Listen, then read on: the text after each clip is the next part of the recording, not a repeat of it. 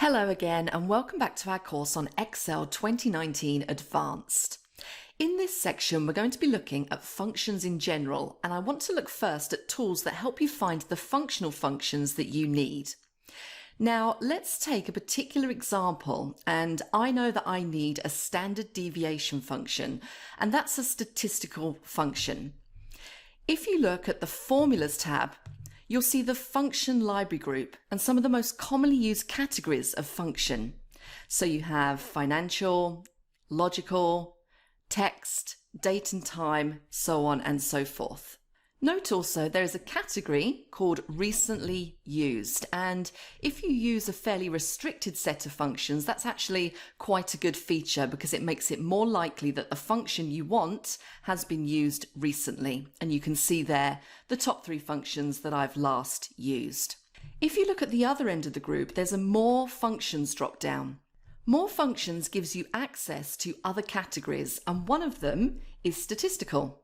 The flyout list lists all of the available statistical functions. Now it's worth noting that with each of these, as you hover over them, you'll get a screen tip about that particular function. And underneath that screen tip, there is a link to help.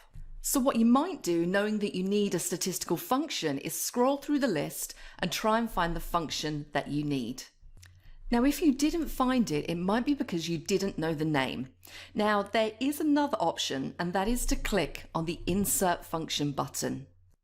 The Insert Function dialog here has the category field pre-selected at Statistical because I was looking at this before I invoked it. There's another way of invoking the Insert dialog box, and that is where you can invoke it by using the FX button on the formula bar.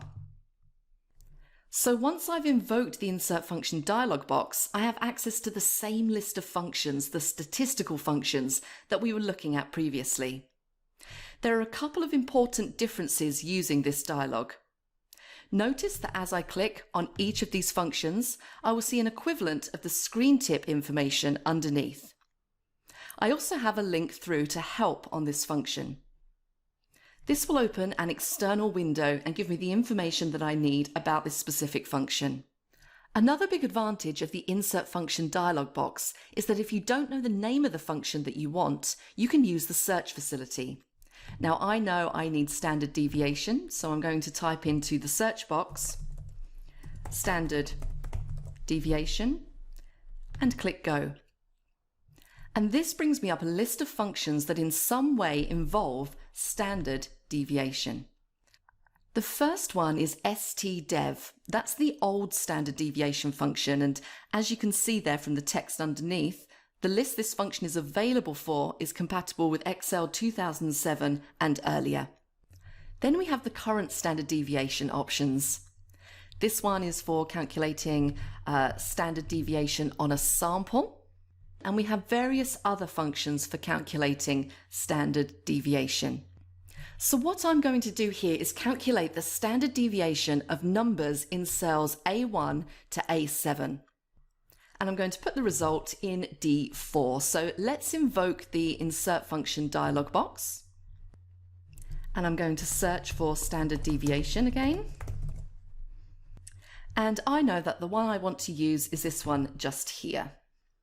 So now I can see my function arguments dialog, and this is a useful dialog not only because it will remind you of the arguments you need, but it can also help you enter the arguments for the function, so you can not only type arguments in, but you can make selections on a worksheet to form the arguments for the function.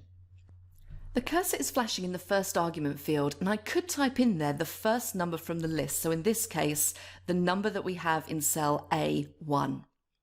I could also put lists of numbers or ranges, for example. Note the prompt on the right there that tells me a number is expected, but if, as in this case, the numbers are adjacent, I can also select the range of numbers. And now you can see that my first argument is a range. If I wanted to add a second range, I could put that in as number 2, or I could put a comma in between number 1 and put an additional range in there as well. So it's very flexible.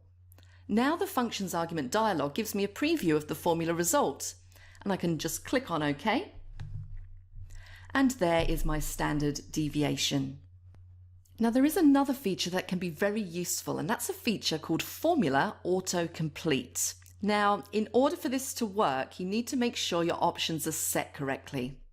The option you need is on the Formulas page in the Working with Formulas section, second option down, Formula AutoComplete. And as the screen tip shows, it shows a list of relevant functions and defined names when building cell formulas. This functionality can be enabled or disabled by using the keyboard shortcut Alt plus down arrow when in formula editing mode. Now the reason for giving you that straightforward shortcut is that this function can be both helpful but a little annoying as well. So let's suppose that I'm going to put a formula into D4 that's going to involve one of the amortization functions. I can type in equals to start the formula, and as soon as I type in A, I get a list of the functions that start A. You can actually move this little screen tip out of the way just by clicking and dragging if you're finding that a little bit annoying. Now let's say I know it's AM, and I decide it's probably the first one. So when I double click, not only do I get the arguments for that function, but the function itself has a link to a help file with more information on that particular function.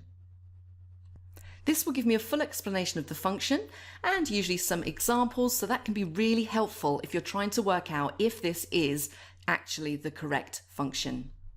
Depending on the arguments, as you start to type in the values, so let's say the first value I want is cost, and let's assume it's $3,000.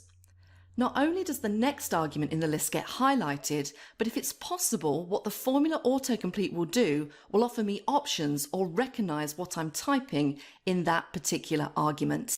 Now my next argument is date purchased, and in this case, Excel won't be able to recognize which date I'm going to use, but if this was a name I was typing in, it would be able to react to what I was typing to help me identify the name that I want to include. Other than that, I carry on entering my arguments. Remember, optional arguments are in the square brackets, and that's it. That's Formula AutoComplete. Now, in these first two sections, I've introduced you or recapped for you some of the key features for using functions in Excel 2019. In the next section, I'm going to look at the AutoSum functions, as they have some rather important and unusual features that's worth knowing about. And in subsequent sections of the course, as we use some of these functions, you'll see some of these features I've been talking about in action. But that's it for this section, so I'll see you in the next one.